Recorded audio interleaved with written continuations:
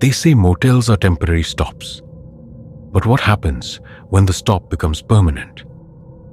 For one couple, a night at an eerie roadside motel turned into a fight for their souls.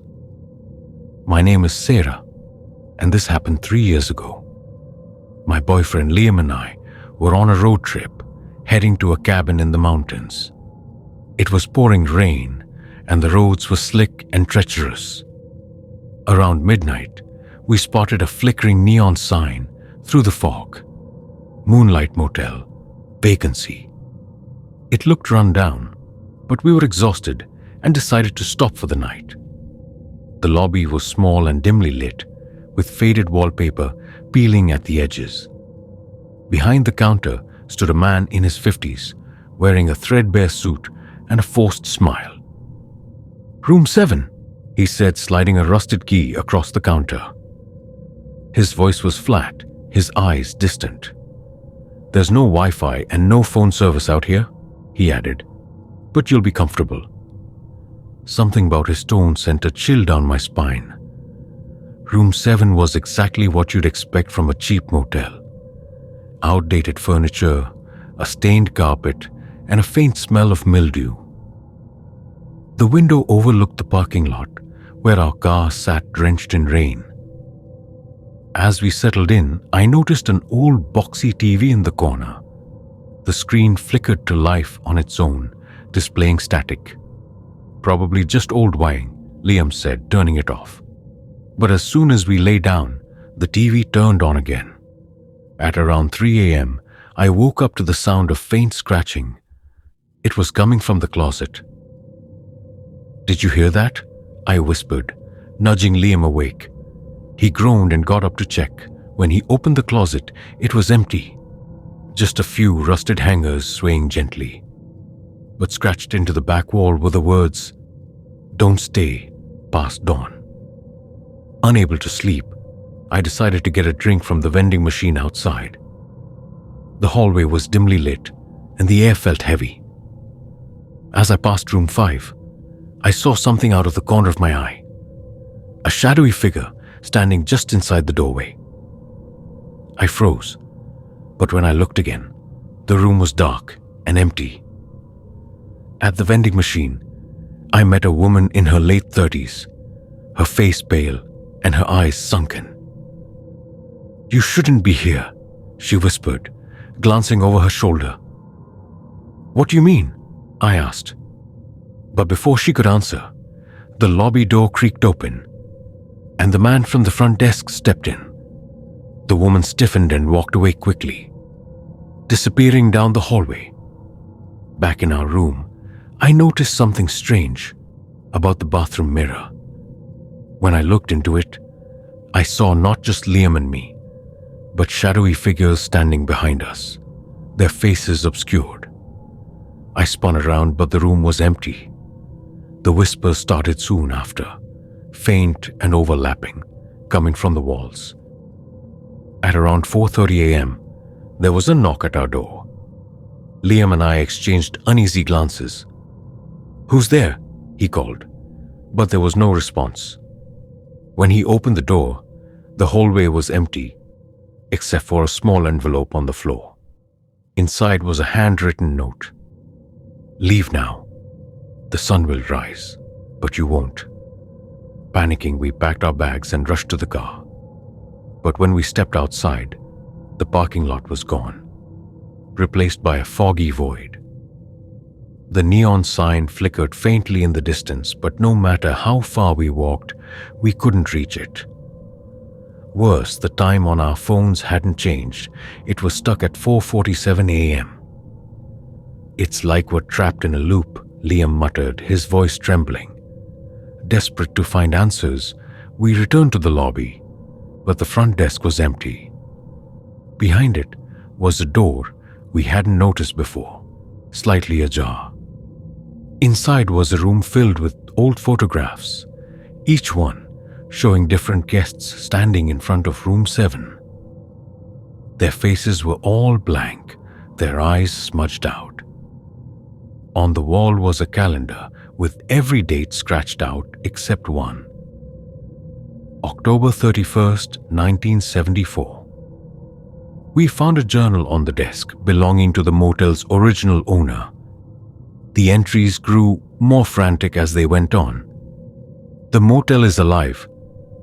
It feeds on those who stay too long. I tried to shut it down, but it won't let me. The final entry read, "They're coming for me. Don't let them take you too." Suddenly the lights flickered, and the whispers grew louder. The shadowy figures from the photographs emerged, their forms twisting and shifting as they closed in. "You belong to us now," one of them hissed, its hollow eyes glowing faintly. Liam grabbed my hand, and we ran back to room 7, slamming the door behind us. Just as the figures began pounding on the door, the first rays of sunlight broke through the window. The whispers stopped, and the room grew eerily silent. When we stepped outside, the parking lot was back, and our car was waiting for us. We didn't waste a second. We drove until the motel was just a faint blur in the rearview mirror. Weeks later, I tried to find records of the Moonlight Motel, but there was no trace of it. Sometimes, I still hear whispers when I'm alone, and I see shadowy figures in my dreams. I don't know how we escaped, but I'm certain of one thing. The motel is still out there, waiting for its next guests. If you ever find yourself on a rainy night with no place to stay, think twice before checking into a roadside motel. Some places don't just take your money, they take your soul.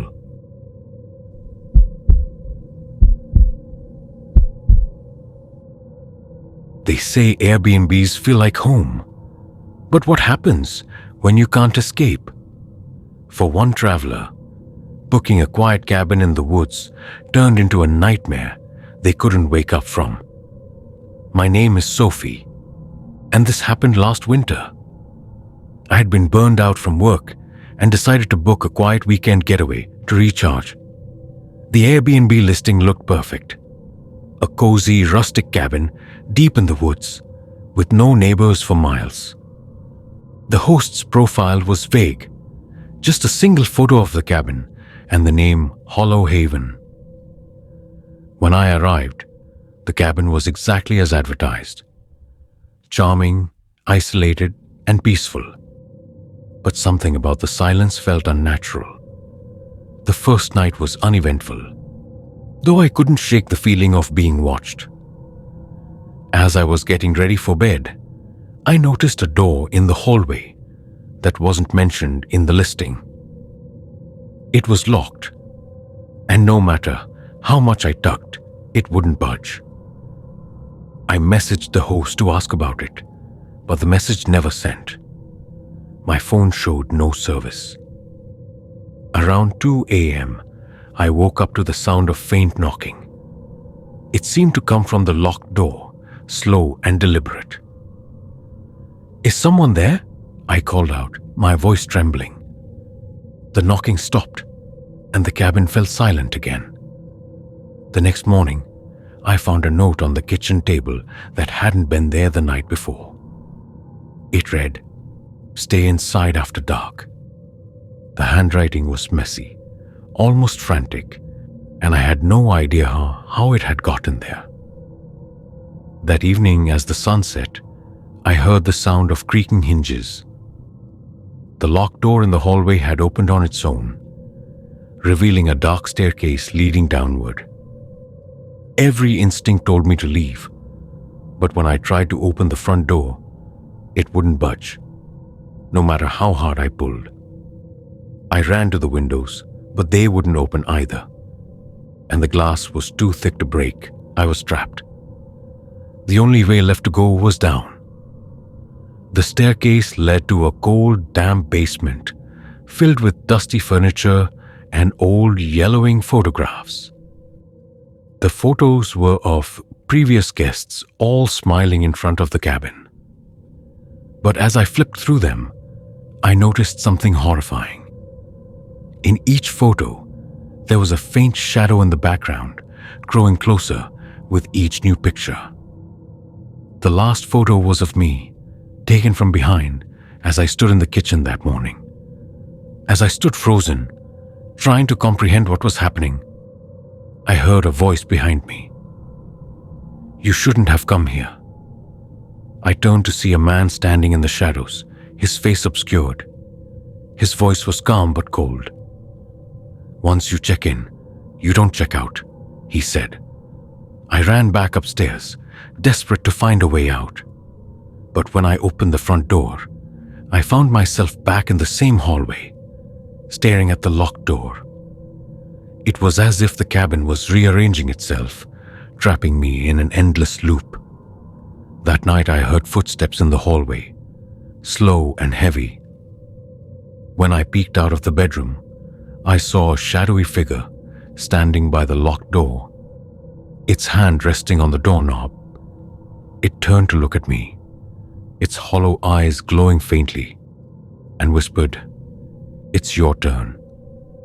Desperate, I searched the cabin for anything I could use to break a window or force the door open. In the kitchen drawer, I found another note. "You can't leave. Not yet." The handwriting was the same as before. On my last night in the cabin, the host's voice echoed through the house. "It's time." The locked door swung open, and the shadow figure stepped out, its form shifting and twisting as it moved toward me. I ran into the basement, but the stairs behind me disappeared, leaving me trapped. The walls closed in, and the last thing I saw was the shadow enveloping me. I woke up in the cabin's living room, the sun shining through the windows. The locked door was gone, and everything seemed normal, except for the photograph on the table. It was a picture of me, standing in the basement, with the shadow figure right behind me. I left the cabin that morning, but the feeling of being watched has never left me. If you ever book a remote Airbnb that seems too good to be true, trust your instincts. Some places don't want you to leave, and some hosts never let you go.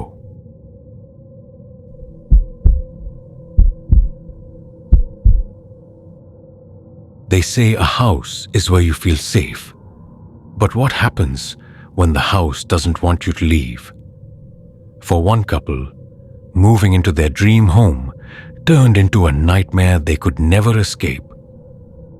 My name is Nicole, and this happened to me and my husband James last year.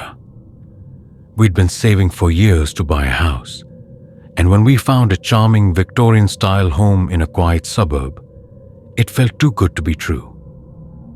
The realtor described it as historic and full of character, and the price was shockingly low. We signed the papers within a week, excited to start our new life. But from the moment we moved in, something felt off. During our first week in the house, we discovered a door in the basement that wouldn't open. It was a small wooden door with no handle, just a keyhole. "I'm sure it's just an old storage space," James said, brushing it off. But no matter what tools we used, the door wouldn't budge. At night, I swore I could hear faint scratching sounds coming from behind it.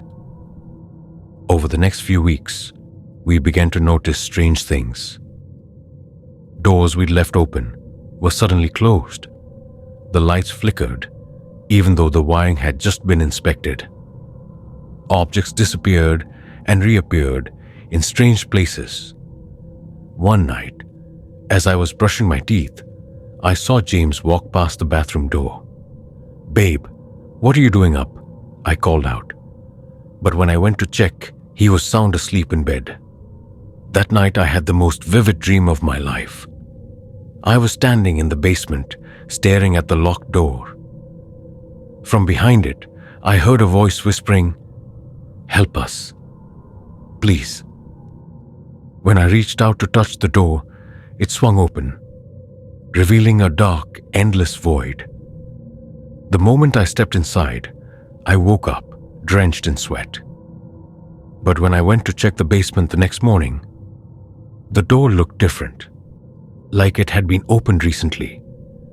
Over time, the house seemed to shift in subtle, unsettling ways.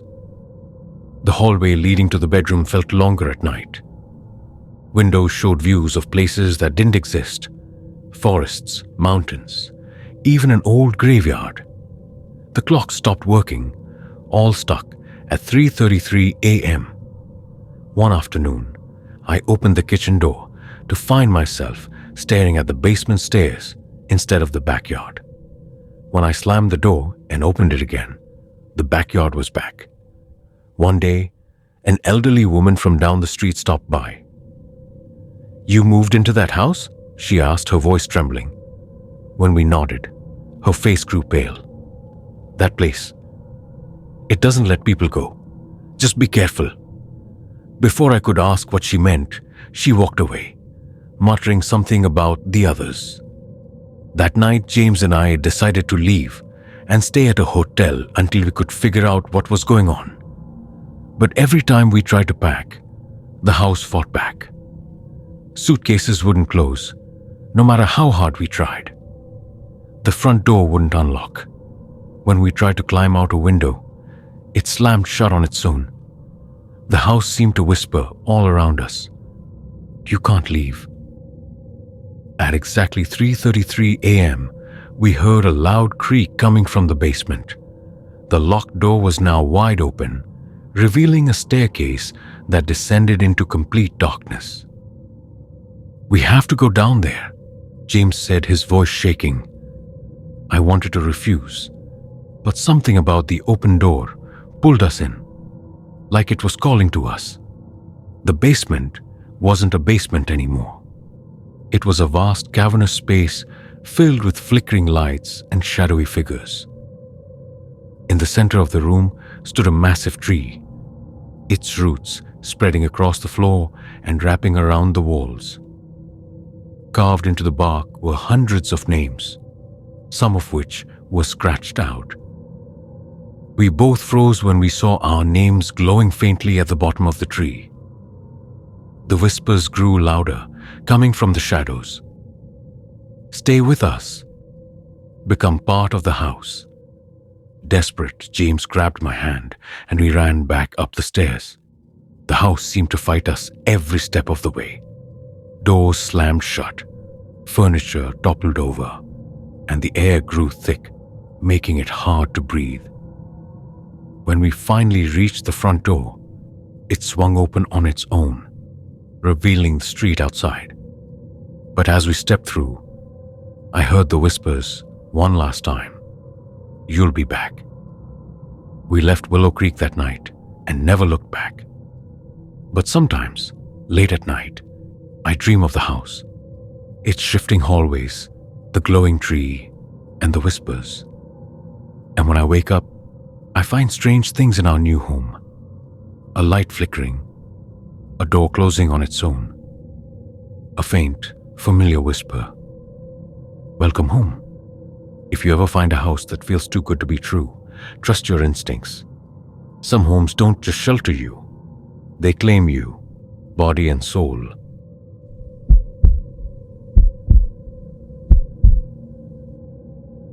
They say some hotel rooms come with a history, but what happens when the room refuses to let you leave?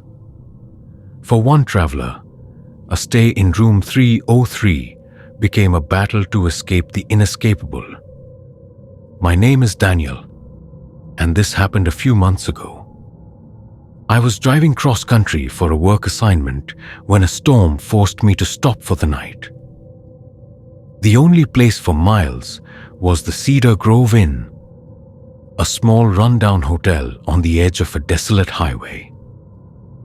The front desk clerk, an old man with hollow eyes, handed me the key to room 303. "Not many people stay in that one," he said with a faint, unsettling smile. Room 303 was plain, but oddly cold, even with the heater on full blast. The wallpaper was peeling, and the faint smell of mildew lingered in the air. On the nightstand was an old rotary phone, and above the bed hung a painting of a foggy forest that seemed to change slightly every time I looked at it. I felt a strange unease but brushed it off as exhaustion from the drive. That night I woke to the sound of faint knocking, 3 soft, deliberate taps coming from inside the room. I froze, my heart pounding. "Hello?" I called out, but no one answered. When I turned on the light, the room was empty, and the knocking stopped. But as soon as I turned the light off, it started again. The next morning, I decided to leave. I packed my bags and headed for the door, but when I turned the handle, it wouldn't budge. I twisted and pulled, but it was as if the door was locked from the outside. Frustrated, I called the front desk, but the rotary phone only emitted static. I banged on the door and shouted for help, but the hallway outside was silent. As the hours passed, I noticed small changes in the room. The painting on the wall now showed a figure standing in the fog, its face obscured. The wallpaper seemed to ripple, as if something was moving behind it. And the old rotary phone rang, even though the cord wasn't connected to anything. When I answered, a distorted voice whispered, "You can't leave." That night the room grew colder, and the shadows in the corners seemed to stretch and move. I tried to sleep, but the faint sound of breathing filled the air, coming from right beside the bed. When I turned to look, I saw an imprint on the mattress, as if someone invisible was sitting there. I jumped up and turned on the light, but the imprint vanished. The next day, I noticed the mirror above the dresser wasn't reflecting the room as it should. Instead, it showed a different version of the room, one that was darker, with cracks in the walls and faint stains on the floor. And in the reflection, there was a man standing behind me. When I spun around, the room was empty, but the mirror now displayed a single word, written in fog: "Stay." Desperate for answers, I searched the room and found an old journal, hidden under the mattress. The entries were written by past guests, all describing the same events. The knocking won't stop. The phone rings, but no one's there. The door won't open. The last entry read, "If you're reading this, it's already too late. The room wants you now." Determined to escape, I broke the window and climbed out, only to find myself in another hallway, identical to the one outside room 303. No matter how far I ran, the hallway stretched endlessly, with doors on either side that wouldn't open. Eventually, I found myself back at the door to room 303. The door swung open on its own, and I stepped inside, defeated. That night, the knocking returned louder and more insistent. The shadows gathered in the corners, merging into a tall, faceless figure that stepped toward me. Its voice echoed in my mind. "Stay. Forever." The light flickered and the walls began to close in, the room growing smaller and smaller. I don't know how I escaped, but when I woke up, I was lying in my car on the side of the highway, miles from the Cedar Grove Inn. I thought it was over, until I looked at my reflection in the rearview mirror. The figure from the room was standing behind me, smiling. If you ever find yourself in a strange hotel with a room that feels wrong, trust your instincts. Some places aren't just haunted, they're alive, and they'll never let you leave.